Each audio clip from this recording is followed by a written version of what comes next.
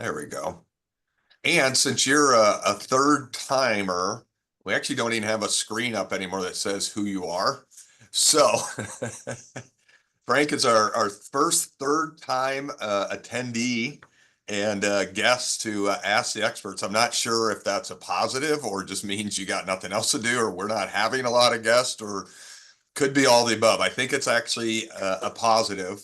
But you are right there in the heart of DC, right there in Virginia. You live next to a lot of the, whether it be Secret Service and politicians and everything else. Why don't, as everyone keeps coming on, just go ahead and give a 2 or 3 minute, just introduction on you, your background, starting from when you were a speechwriter for one of the presidents to what you're doing today, and then we'll get started.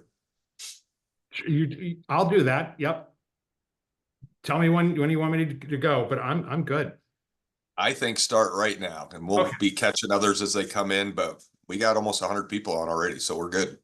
Ed, I think you ought to do, if I'm a third timer, that's getting me pretty close to 5-time. And, Saturday Night Live does this great thing. If you host 5 times, you get this beautiful sort of crushed velvet smoking jacket with right, with the McGill Junge patch right there. So I hope I get 2 more times so I get that smoking jacket. There we go. Kim's on too, so she's taking notes. So Kim, smoking jackets. Smoking jackets, that's right. If you're a timer. Thank you. Hopefully you don't leave early because we have a little fun tip at the end that Frank might be back before the end of the year doing this again in December. I'll be crawling out of my bunker at that point post-election to yes, I'll be back. So hopefully we're going to be having a part 2. Okay, so kick us off, Frank. My quick background, and not give you the my mother's version of my biography, which will take 2 hours. I am a 5th generation Washingtonian. My grandfather, my father, very involved in politics and administration. And I came back. I went to college, came back, and it was just pure luck. I had a very august job after my summer, summer after graduation, where I was changing light bulbs in the U.S. Senate. And I ran into a friend of mine who looked at me like, and he literally said, "What happened to you?" That's the first thing out of his mouth, as if I was on some sort of, work release program. No. I've been waitlisted for law school at Georgetown, and I'm hoping to get in. And he said, "Well, you were the editor of your school newspaper. You like writing." "I love writing." Well, my boss here just got a call from the White House. They're looking for a new writer for President Reagan. And I was 22. "Would you be interested?" So I stood there with my big box of 60 watt and 40 watt. And sure, I went home and I typed up a resume and gave it to him the next day, and the wonders of faxing back then. And he sent it off. And that afternoon, I got a call and came in the next day, interviewed. And the day after that, I got offered. And off I went. And from there, it was Reagan as a writer, political affairs for him, which was really fun, got me really deeply into elections. And I stayed around. I was asked to stick around for George H.W. Bush. I was in the Justice Department as a speechwriter and working on national security issues under Attorney General Bill Barr, the same Bill Barr, but they're under Bush. Then I was at the Securities and Exchange Commission. I learned all about, it launched me in finance. And from there, in various firms, I was at Charles Schwab and Company. I was at Merrill Lynch Investment Banking. I was at Deutsche Bank for 20 years. And then I launched this firm 3 years ago, Fulcrum Macro Advisors. I work with DWS, big German mutual fund, and as well as an advisor to them. And I do political risk and geopolitical risk. And so taking everything that I have learned over the years, traveling around the world, Deutsche Bank was a very international bank. I was their chief political strategist. So just apply this to the markets and hopefully for you. I'm not partisan. There's no point in that. If I'm partisan for Team Ed and Team Ross and your portfolio, sort of prepping for what's coming and prepare yourself, protect yourself, take advantage of opportunities that are coming. Well, and I appreciate that because, part of when you said 5th generation, your dad actually worked for Senator Inouye, a Democrat from Hawaii, and then you had other relatives on each side and some of your neighbors. If you're in DC, they're on both sides, and you don't get the type of information you get and are able to disseminate by being a hack on one side of the other. And before we get to the election, Frank, it's been interesting this year where, China just had what I thought was a big stimulus package, and you said, Ed, actually it wasn't that big, but we got, what's going on with China, and then is there any real threat, with them, or what's going on with their economy? And there was just in the Wall Street Journal yesterday, the headline was Chinese illicitly move billions overseas as economy struggles. So here their markets have increased, yet the headline was about how their economy is struggling. And then on a different note or geopolitical risk is, obviously what's going on with the Middle East with Israel and a lot of the Middle Eastern countries. That's really, throwing people off. And, both candidates are using that as, we're right on the verge of World War III and et cetera. And I would assume a lot hyperbole, but maybe start with China and then work to the Middle East and Israel, and any good things coming out of that, or is that kind of as scary as you think? And what's happening in China with the stimulus that they just did? Well, and I'm glad you asked it, because I think there is a direct, big fat thread from the China question overall to the US election and the future of the United States economically, and for everybody on this call from a market perspective, right, in terms of investment. So you look at a place like China, and let's start where we are right now. And you ask about this fiscal stimulus, this huge fiscal stimulus that they repetitively are doing it. We certainly saw that in 2008 here in our financial crisis, but there's some big differences here. One, let's just be blunt, they're communists, right? So there's, with innovation here and entrepreneurship, that becomes a factor unto itself in sort of getting us out of 2008. And certainly during COVID, think of COVID, all of these little pop-up businesses that started, that so many people are like me working from home, right? So that's one problem. That's not encouraged. The second thing is they are in a demographic free fall. The best way to illustrate this is if you're a 10-year-old child in China today, by the year 2100, you'll be 85 if you live that long. And currently, the population of China is 1.5 billion people. If you look at where the major demographer study organizations, whether it's the UN or anybody else, the median expectation of where the population is going to be by 2100 is a little over 700 million. So in your lifetime, from the age of 10 to 25, you're going to see your country less than half the size it is when you're 10. Could you imagine that in the United States? Could you imagine Des Moines being literally half the size of the population? This is a country that attempted to both be communist and entrepreneurial over the last 20 years, command and control government, but then all of the building. They have this number just blows me away. And I have to always go back and double check my notes because it's so stunning. They have 90 million housing units, apartments or standalone homes, 90 million housing units that have been built that will never be lived in. Really? I mean, there are cities like downtown, the size of downtown Des Moines, where there's all these new buildings and homes and apartments, and there's nobody in them. And there never will be anybody. They built these cities. Great, we're going to expand. They're completely empty. I've seen them.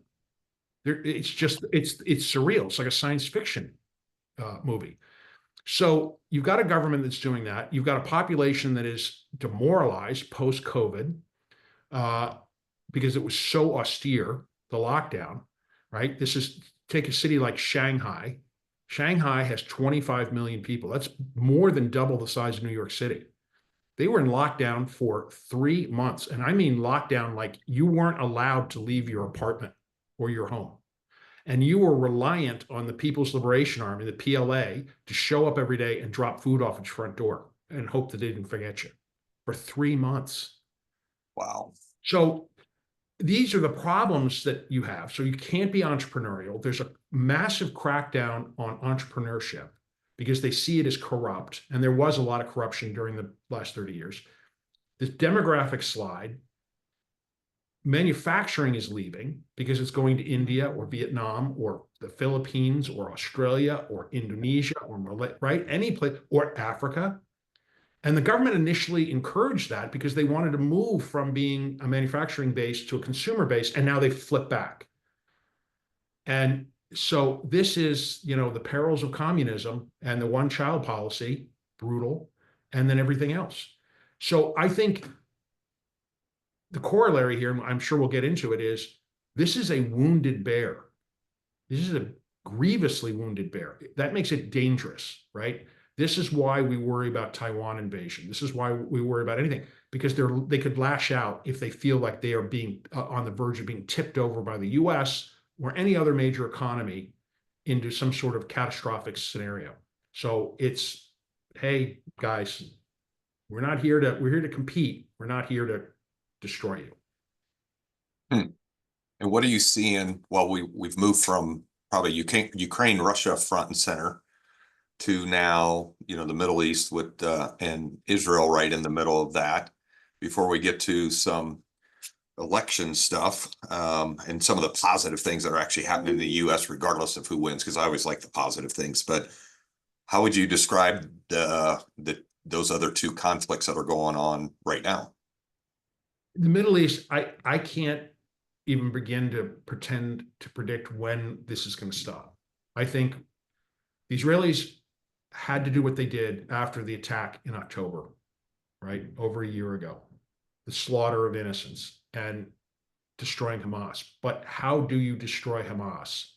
Because Hamas is a guerrilla organization where if you're an Israeli Defense Force squad patrolling a street in Gaza, and you're walking down the street and there's a couple of 10-year-old boys, are they civilians?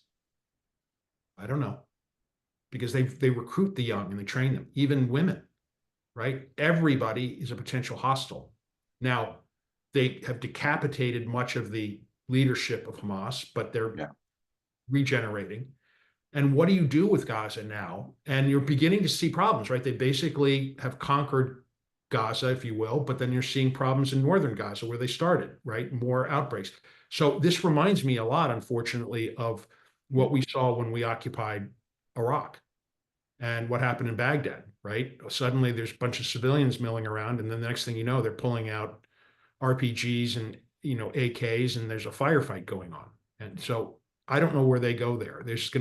And I don't think, and you talk to US officials here, the big concern the US has is they don't think the Israelis know where they're going with this. They're just doing what they have to do. But are they just going to partition it again, put huge fences? I don't know. And then you have the Hezbollah situation where they were constantly just taking advantage of what was going on, attacking northern Israel. And that was it. We're done. And the Hezbollah threat was much, much graver than Hamas. It's a huge army, 50,000 trained, uniformed militants run by Iran. And to give you a sense of this, the Israelis knocked out their financial capabilities through strategic bombing and taking out some of their finance guys earlier this week. And during the briefing, I watched the briefing, that they just in passing mentioned Iran was passing $50 million of cash a month from Tehran to Hezbollah. 50 million a month. They doing that money. So they've got to clean that cancer out. And then what are we going to do with Iran? That's the big one, because Iran attacked, firing missiles at the Israel.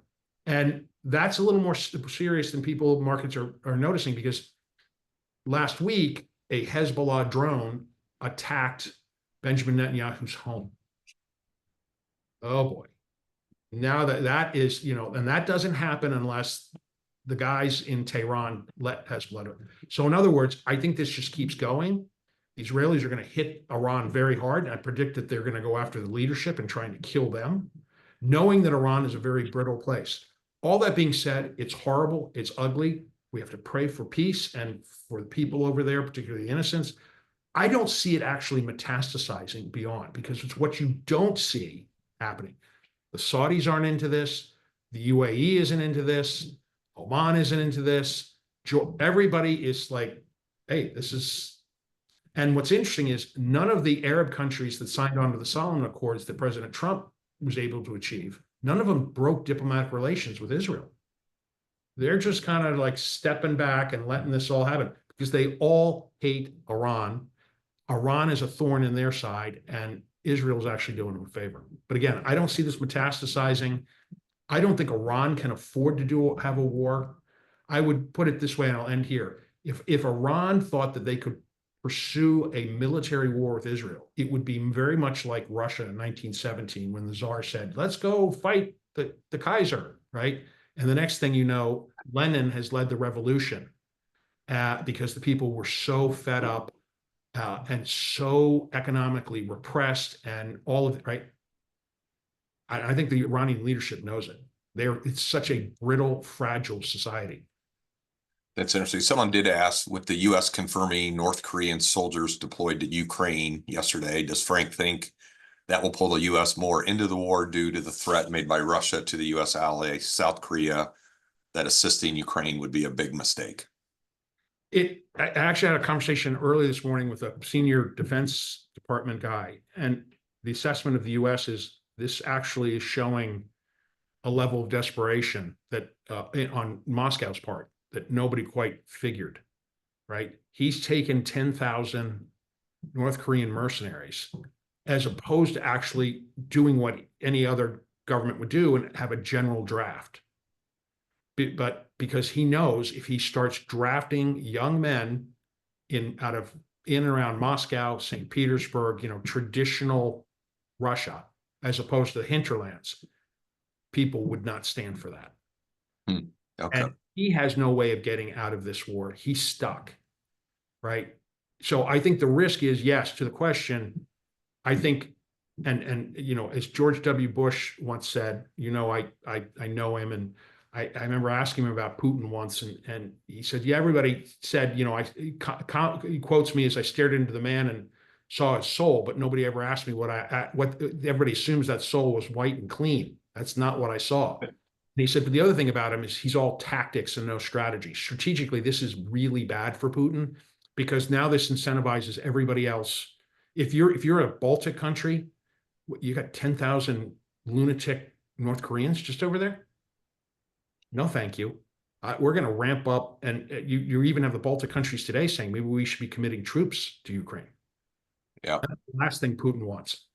Last thing, then we'll move to the election. Someone, because I just wanted to make sure this was clarified, because this can be a kind of a tough topic, but it said, did you say that was because of the Abraham Accord?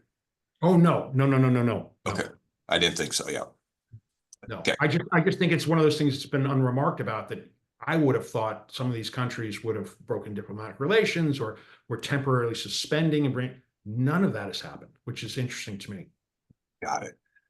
Okay. We're coming up on an election, and you're right there in DC. And if we had this 2 weeks ago, it would have looked different. If we would have had it 6 weeks ago, it would have looked different. I mean, it seems to be changing regularly. And I think, we got people on here with young kids, and it just made me think when these commercials pop up, it's almost like Halloween right now. Both candidates are promising goodies regardless. It's increasing the child tax care credit. It's free houses, free cars, free internet, free this. And, it's kind of like this bad Saturday Night Live skit of one-upsmanship of what they can give away with no regards to the debt.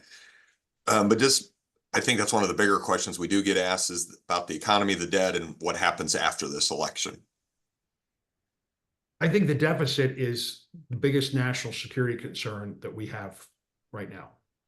And the reason for that is, and I don't want to eat up all the time here. I'll do whatever you want, but you look at the BRICS countries, Brazil, Russia, India, China, South Korea. South Africa. There's more than 30 of them. Probably another 30. Probably 50 or 60 total. The more countries are joining, more than half the population of the world, and they want to, particularly China, Russia, Iran, who's a member. They want to destroy the dollar as the dominant currency because the dollar is how you impose tariffs and sanctions. It's all dollar denominated, and it works because we're the dominant, right? It is the ultimate enforcer. Well, higher the deficit goes, the more risky the dollar is. And for them, they want to create as much chaos around the world and force the US to start pushing back. It's the greatest way we're expending all of our ultimate weapon, the dollar, paying for all this stuff. I'm not an isolationist, don't get me wrong, but they see that and they want to create their own alternate currency. So then you look at all of the deficit problems we've got in terms of entitlements, and we never address how to fix Social Security or Medicare or the Highway Trust Fund, which is going to go bankrupt. It's a huge issue. I think Congress understands this. The question is, will post-election, we're going to enter into a perfect storm here of all of those issues are looming more than ever before, and we have to rewrite the tax code. And that's where it really is going to be a risk to everybody on this call, right? What are we going to do on tax rates? What are we going to do on estate tax planning? Are we going to let that, right? Congress is going to be very tempted to say, hey, boomers, I know you're all retiring, but we're going to scale back the amount that you're able to give tax-free on the state tax because we need the money. So these are big, big issues. And this is what 2025 is going to determine. That's why I would argue, yes, the presidency, who's going to be in the White House really matters. But from a market perspective, from an investment perspective, who controls the US Senate, I think is the biggest question. Oh, that's interesting because I was just at RSM, great national accounting firm, had a M&A tax planning event this morning.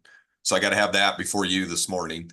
But it was interesting, them just laying up, current tax rates, what the rates look like if the Tax Cuts and Jobs Act expires, Harris's plan, and then Trump's plan. And it was staggering the difference, between them and just the amount of change that is coming. But that is one thing on the debt that we do get a lot of questions on.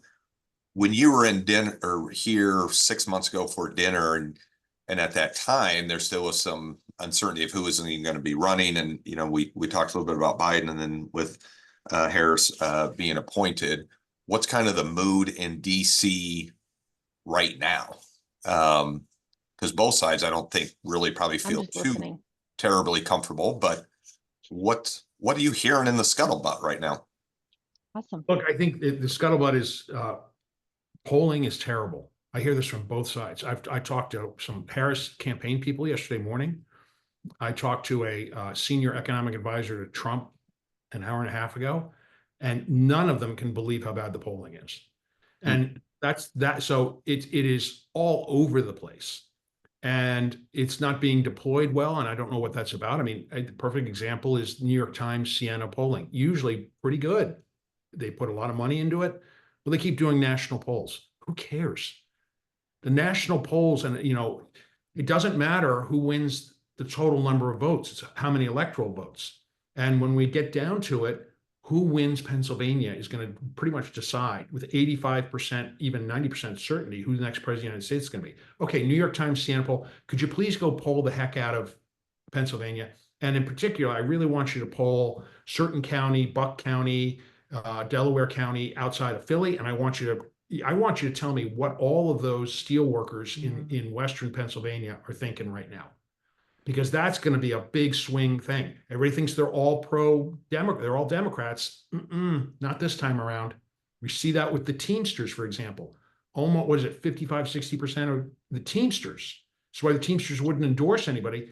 55 or 60% of the rank and file, when polled, said they're voting for Trump.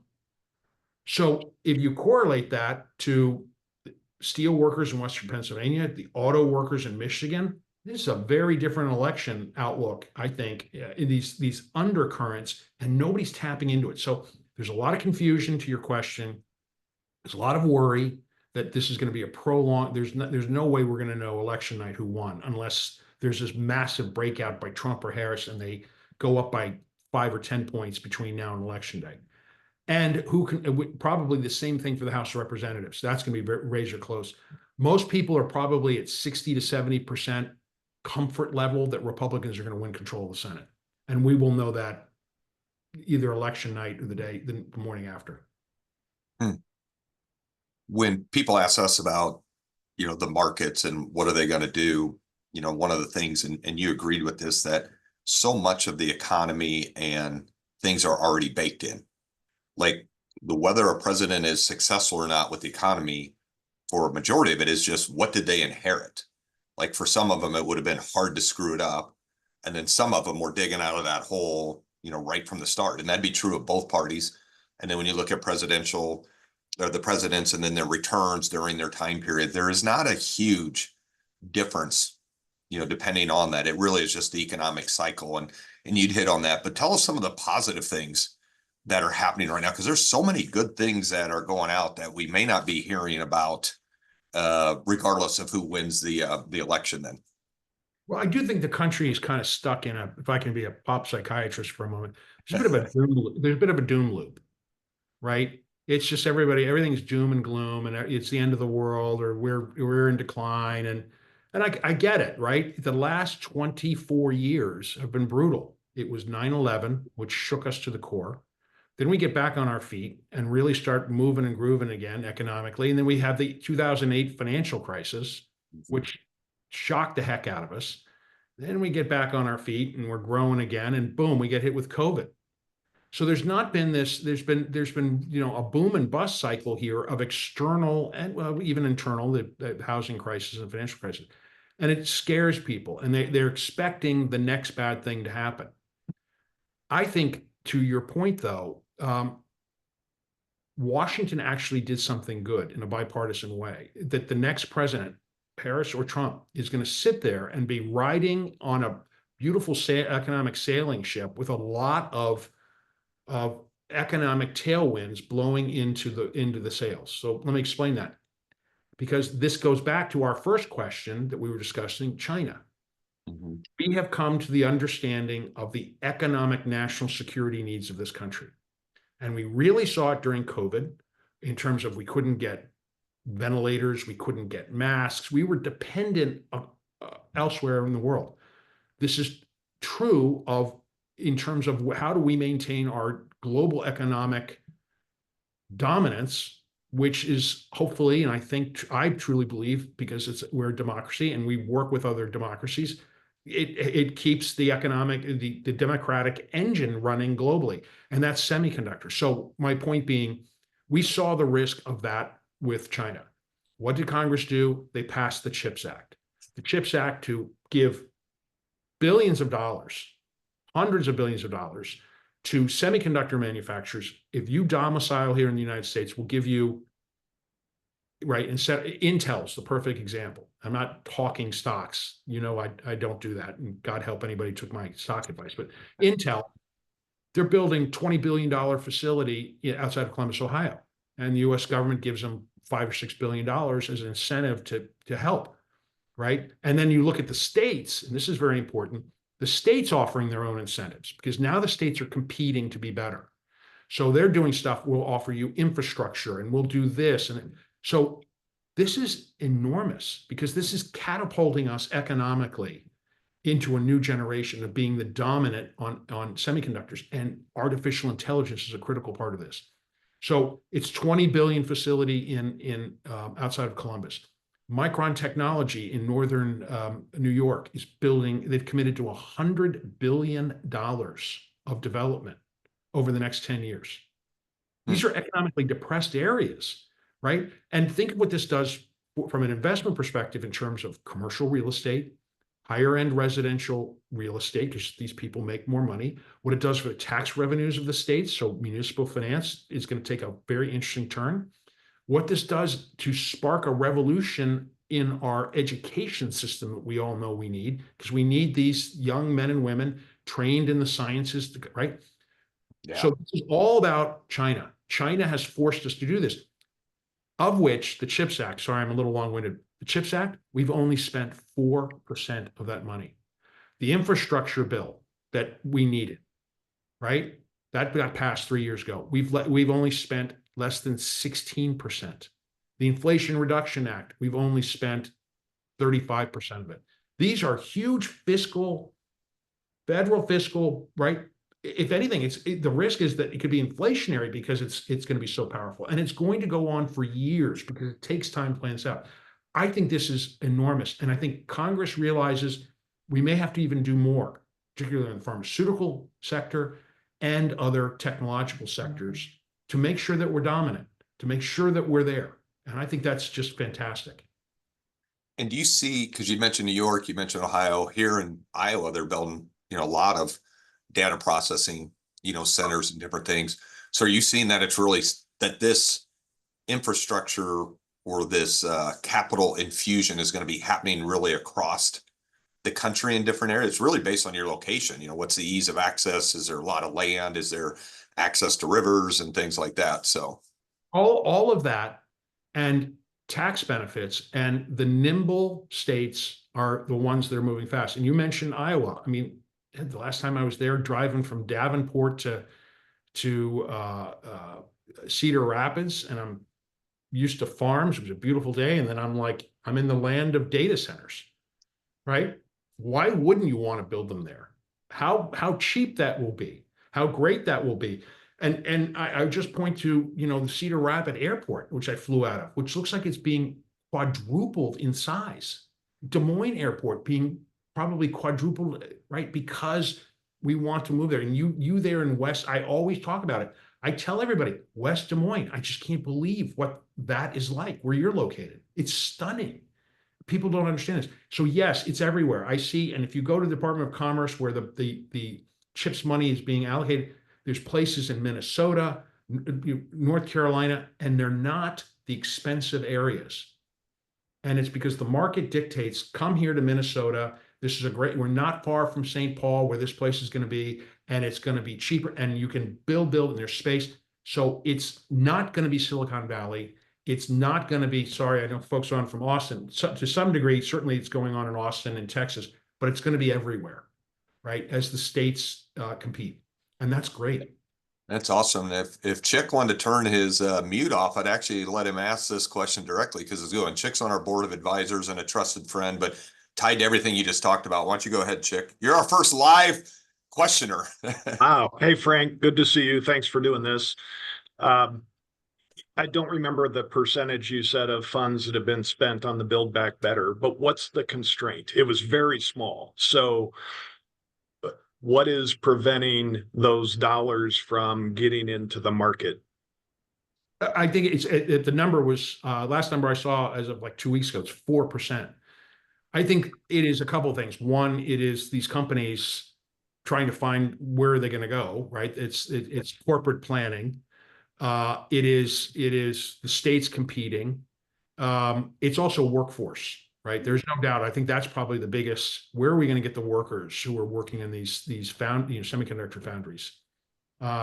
There's huge competition there for those folks. And are we going to allow more folks, H-1B visas, as they're called, right? Highly skilled, highly trained foreign workers to be here. It's one of the reasons I think Trump said something in a campaign thing. People were sort of shocked. He said, anybody who comes here and gets a, scientific degree or something and gets a green card and wants to stay and work, I think we should absolutely give them citizenship. Whoa, what? Donald Trump? This is the impact of Elon Musk in his ear saying, I need workers. And is that true for the infrastructure work as well? I think the infrastructure work is, and that's an interesting question. I think the infrastructure one, of course, that is, as Barack Obama coined the phrase, shovel ready. Nothing was shovel ready. So you have to make those plans. I would dare say this, though, and I see a lot of federal work on highways here in the Washington, D.C. area. Of course, Washington always takes care of itself pretty quickly. And I have heard anecdotally, there's a lot of illegal workers working on these. And this is one of the reasons that the administration kind of looked the other way. They needed workers, right? All these millions of people have come in here. I'm not advocating for it, but they've got jobs. Where did they get jobs? Yes, there's gangs. Yes, there's some really bad actors, but vast majority of them are here, and a lot of them got jobs. And where do they get them? And I think that's part of the infrastructure piece. Yeah. I think one of the other big questions that came up in really any of the debates, there's really three, was on medical stuff. And you are this medical marvel now, Frank. So there's some great things coming there as well, too. Ed's Frank, talking about the hair growth. It's coming in. We got stubble. Now, when Frank was a little bit larger before, And now tell them that story, but how that is I mean, it is just astonishing when you said how this is going to affect airline travel, how this is going to affect even some of the other things we've never been able to solve, like addictions with cocaine, fentanyl, all kind of tied to some of these different pieces. And Frank's going to put this up right now. This was on the front page of the Atlantic Times No, the Economist. or the Economist. Yeah, it's let me see if I can find it here. If it's the cover, this week's cover, it's a little small, but the cover. Oh, I just moved a page, but it said I try to think what, because you showed me that previously, the everything drug and where it's going to reduce down all these different basically addictions as well too. So tell me a little bit about your journey. But I think it's kind of like the one-off things, like where, you know, when they first started talking about self-driving cars, like, oh, that's cool. But then they said, well, there might be less need for chiropractors in the future if that truly happens, because a lot of the business comes from, you know, car wrecks. And then what's that do to car insurance? And you can just kind of keep going. But tell us about the Ozempic phenomenon. So my doctor encouraged me to start July of 2023, start taking Mounjaro, which is like Ozempic, one of these weight loss things. And I'll be honest with everybody and open. I'm 6'3" and I weighed 310 pounds. And that was not muscle mass. I was not an offensive lineman in college.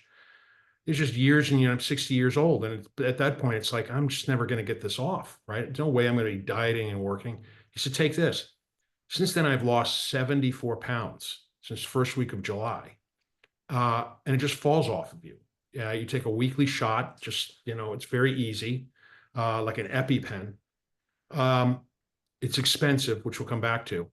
And it suppresses your appetite and increases your metabolism. And it's based off of, there's been a lot of medical testing because it originated from diabetes medicine. So they understand that. Now, a lot of questions. Do I stay on this probably for the rest of my life? I'm guessing so, as if I were a diabetic. Okay, I'll take that tiny little shot every week. But with it, I go back to my doctor, and I've been on statins for 25 years. Not anymore. My cholesterol's perfect, near perfect. Blood pressure, high school level. And my doctor says, this is fantastic. You're going to live another 10, 15, 20 years. Wow, that's fantastic. Which then I go to my financial advisor and I tell him that, and his thing, I'm like, woohoo. And his response is, oh, we didn't plan for that.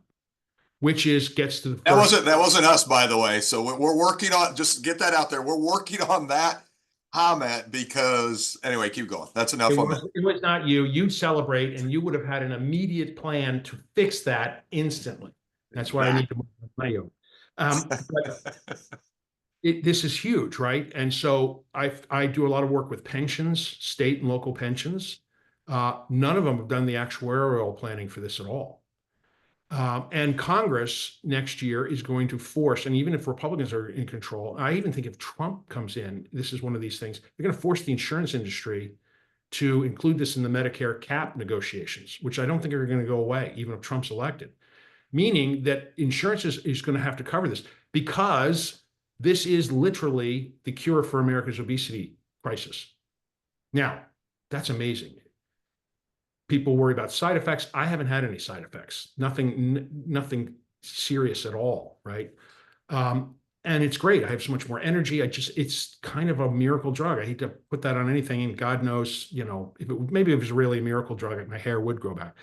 But Ed's point, and I've talked to him about this for some time, and news organizations, The Economist is talking about this, Financial Times talked about it, because it's an appetite suppressant. It suppressing appetites with a capital A. They are doing clinical studies that are proving highly effective, that you take a variation of these drugs, and it is helping people who are battling alcoholism, fentanyl abuse, heroin addiction, some of the worst addictions out there. Right. And it is fascinating to see how this works. And so, whoa. So again, we could see, what are the derivatives of this? One, pensions and retirements. We're going to have a conversation about that, people taking it, because a lot of people start taking some variation. It could be being pill form, they predict, in a year or so. The second thing is What does this do to medical costs? We could see a serious dive. So many of the medical costs are out there because people just aren't in good shape. They're overweight and everything else. Third, and Ed alluded to this, I work with some hedge funds on this, and one of my hedge fund clients has done an enormous amount of work on this, looking at the implications beyond what we've just discussed. And one of the things they're looking at is the airline industry. Right? They mentioned this to me. I was like, what are you talking about? He says, well, think about it. You were 310 pounds, you're 240 pounds. If everybody's getting thinner, think of the more seats they can put on a plane. And everything about the cost of planes is fuel cost. Is the fuel, if it's lighter, the plane is lighter, the calibrations on these things, and what does this mean for earnings for airlines? Well, also, by the way, a lot of people don't like doing anything because they don't feel comfortable because they're heavy. What does this mean to the travel industry? What does this mean to the restaurant industry? What does this mean to the fast food industry? Walmart, and I'll stop here. Walmart, I think every quarter for the last 3-4 quarters, have talked about the impact of these drugs already, which are not widely distributed yet. They've talked about the impact to their earnings on the Walmart grocery store side. They're seeing a serious hit because they sell a lot of stuff there that I would not necessarily call healthy or organic, right? They're getting hit. This is transformative. And I would go back to, again, here's the US devising this. Artificial intelligence has been seriously involved in the research and development of this. This is the kind of things that we're going to see over the next 10, 20 years that are transformative to our life, our children's life, and going to be a positive export out of this country. It's interesting when you mentioned the travel, because you're right, just the physical pain sometimes for someone traveling. But then if you have health issues and if you're carrying 70 more pounds, just what's it do to your knees, your back, is interesting. And the longevity thing, two things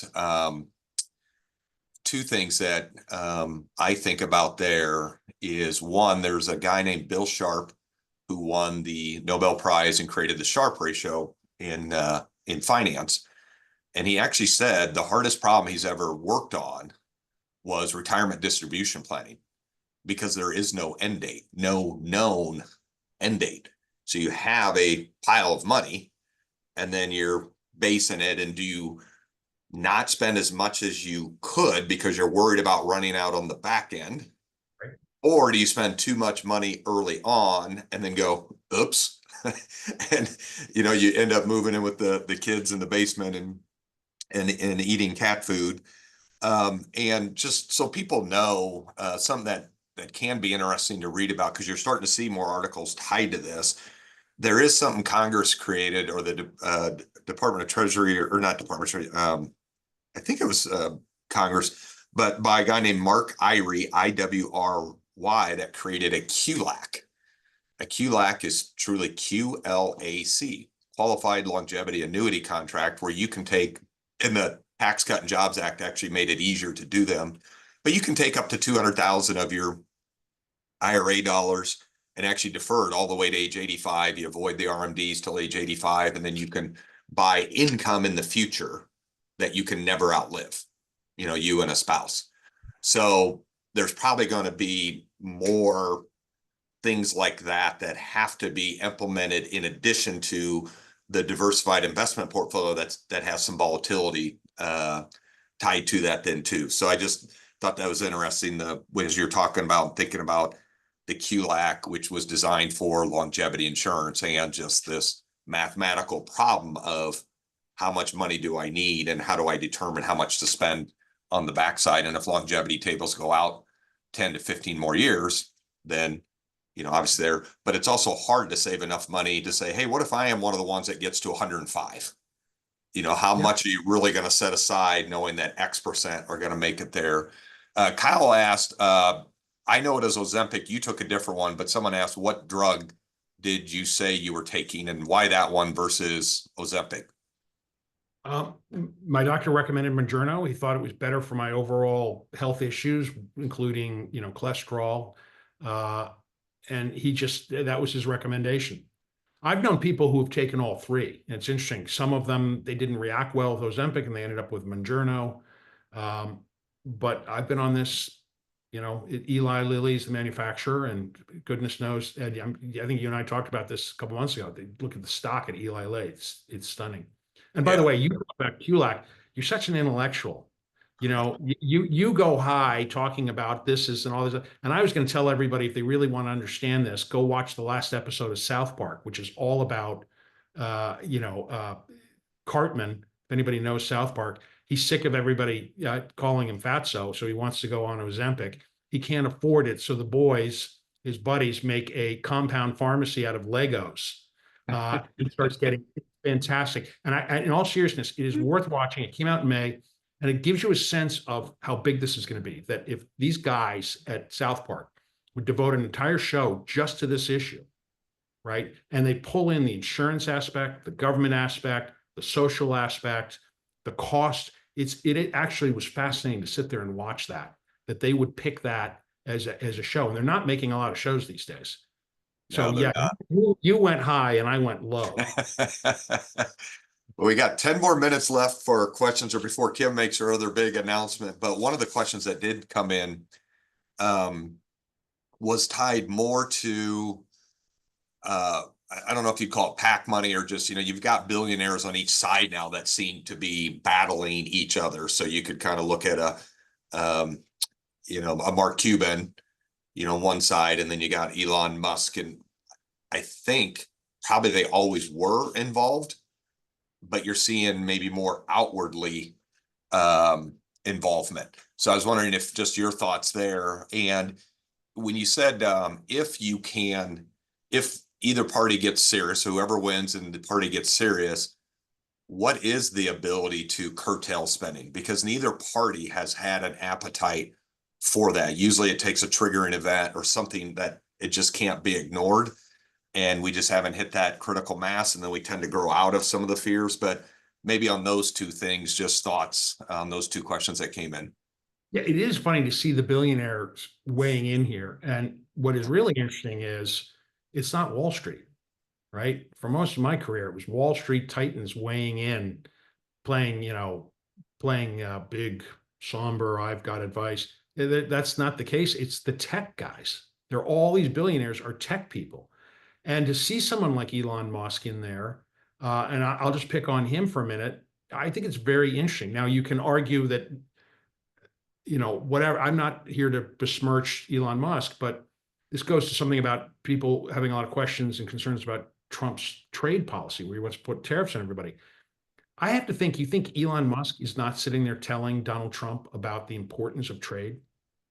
25% of Tesla's cars are manufactured and sold in China, right? And a Tesla is basically 4 tires with about 1,000 semiconductors in it and a couple seats, right? Yep. This is all about, right? And this is all about critical minerals. And you read up about critical minerals. It's pretty funny. Being a geologist is a really cool job to have these days, because we need critical minerals and we're searching for them. These things called germanium, and I never heard of them before. Critical minerals go into the manufacturing of semiconductors. And as we go more and more and more into AI, they're critical for that. We didn't talk about, the need to completely rewire the electrical grid. It's going to cost us over $1 trillion to do that. And not just what we are used to, but more advanced, technologically proficient and efficient electrical wiring, that it requires these critical minerals as well that you get from Indonesia and everything. Are we going to be slapped? I don't think Trump's going to do that. I think that, an Elon Musk and a David Sachs and a Peter Thiel, these billionaires who are aligned with Trump, are telling him this. So it's not, I don't think you're going to see that. And it's going to be, what if you're going to make America great again, as Trump says, and all this manufacturing here, it's going to be in the tech sector, the semiconductor stuff, and the other forms of high tech that we need. And we're going to need those materials from abroad. So that's one thing.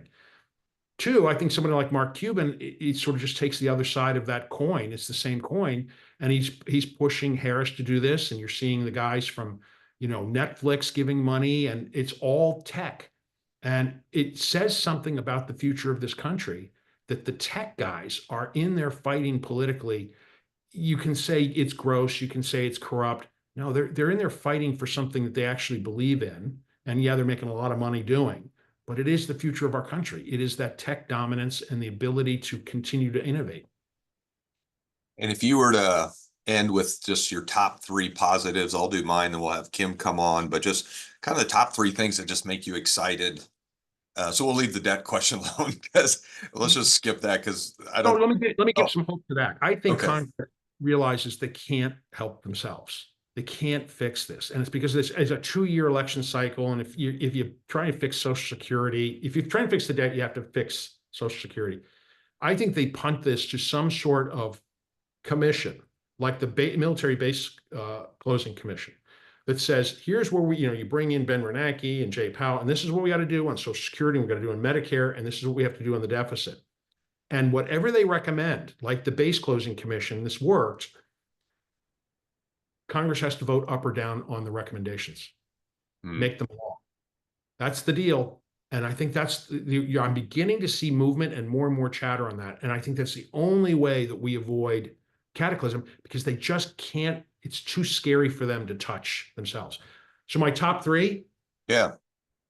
continued tech expansion and what that does to the economy, and offer opportunity for our children, for democracy, because the U.S. is the beacon of democracy, not to be waving a flag here, but it is what it is. And how we're working with our democratic allies around the world to make sure that they're part of this. And we're not competing with each other, we're cooperating. It is fascinating. This could be a whole call on that. Second, I think because of AI, what we're seeing in medicine and what this is doing for all of us. And I'm going to point back to the GLPs as the general title, but the Ozempics, the Mounjaros. I have to think with artificial intelligence, what's this going to do for cancer, any other number of issues out there. And the third is, I'm going to talk about a hot button issue, which nobody wants to talk about, immigration. It's a mess. Don't get me wrong. But I'm not seeing millions of people trying to get into Russia or into China or any other country. It's because of where we are. We have to fix it, but it says everything that we are still seen as down as we get on ourselves. We still are the place to be, and will be, I think, for generations to come. As you're watching the decline of China, as Russia just Russia's dead. Russia's population, here's this scary place, Russia. Their population is going to be smaller than Mexico's by 2050. What? Our biggest risk is there's all these wounded bears out there who are jealous of us. Iran, the same way. How do you manage that? So I'm very hopeful about all this stuff. We just need economic stability and growth and hope to return. That's awesome. And one thing, Kim, to add for the next one too, someone had asked about cryptocurrency, and I think whoever wins the election will have a bigger say, in that. So let's do that. But I think one of the other things too, a lot of the just higher education gets beat up quite a bit, and whether it's deserved, not deserved. But one of the positive things that I've seen, you hear, especially in the wealth management industry, that there's this war for talent, that there's a lot of older people running these firms, and are they developing the youngers? But there are so many colleges now that are creating financial planning majors. And so the Texas Techs, the Georgias, the Kansas State, where we have 2, Isaiah came from Kansas State. We just hired Blair that did the intern this year, and she'll be graduating from Kansas State.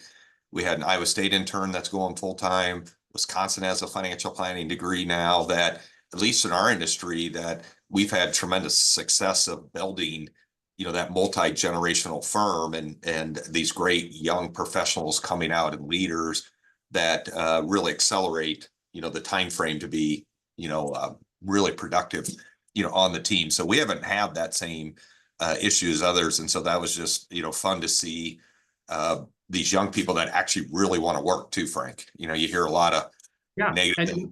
They want to work and grow and learn. They just say, I want to know why we're doing what we're doing. I want to understand.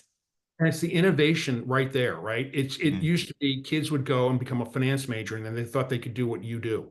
Instead, they get a financial planning degree, which is very crudely almost like being taught how to be a social worker, a doctor, and a financial professional who understands how to deal with people. That's what people are craving, right? They want somebody they can have a conversation with, and all of their hopes and fears from the financial side, like they do when they go and talk to their doctor about their health and their future. That's amazing. That's the innovation. It's just amazing. And the other innovation, because we were mentioning people from all over the country on here, you know, COVID accelerated what we were able to do because of the Zoom and the technology and people getting comfortable to that. So the opportunities to, you know, just work with great people across the country, or if you're successful, to find great people to work with is second to none. And we still like getting out and travel and seeing people face to face, but they're still from an efficiency standpoint has been awesome. And speaking of efficiency, Kim, this is a twofer. Are you coming on, Kim? Are you here to tell us? Okay, there's Kim, everyone. So tell us what's happening, because you got 30 seconds. McGill Junge is 30 now seconds to entering the promote room. Frank coming back in December, date to be determined. We're trying to get onto his busy schedule, but it'll be interesting to have Frank back to hear about what's happening globally and with the elections after the election. So stay tuned for email from me and our team on that date, because you won't want to miss it.